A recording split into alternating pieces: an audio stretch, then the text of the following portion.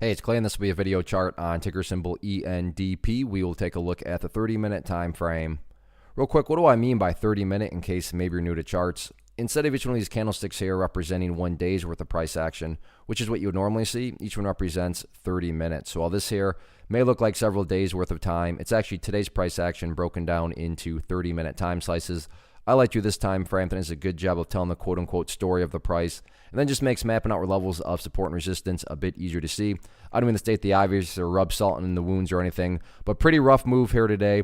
Not only did it gap down, but after the gap down, it just kept bleeding and bleeding and bleeding. And then finally, the price essentially went sideways the rest of the day, which is what brings about the interesting trading setup here. Because as it stands right now, it's very clear that the bulls have kind of fortified themselves right here at the $13 mark. I mean, on 3 separate occasions, the price tried to break down through there, but every single time, the price ultimately did hold strong. And then you factor that into the final 30 minutes, which represented by that volume bar right there. So in other words, final 30 minutes, the volume came surging in, and then in the world of stocks, it created what we would call a hammer candle.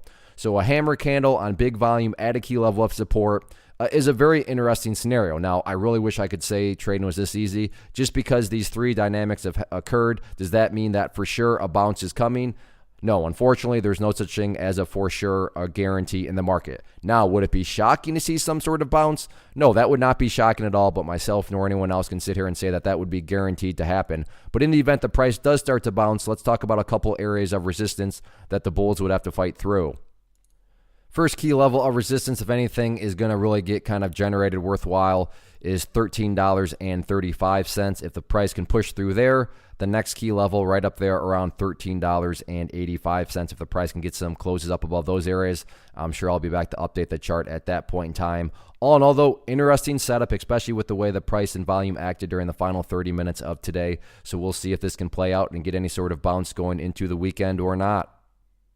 One of the biggest questions that I get is, hey Clay, how do you find the stocks that you trade? So what I've done is put together a free resource guide where I talk about the tools that I use to locate stocks that I find interesting and think may have potential. So if that sounds like something that could add value to you as a trader, then click on the image that is up on the screen right now and I will email you the guide. The guide itself is very short and to the point, and best part, it's completely free.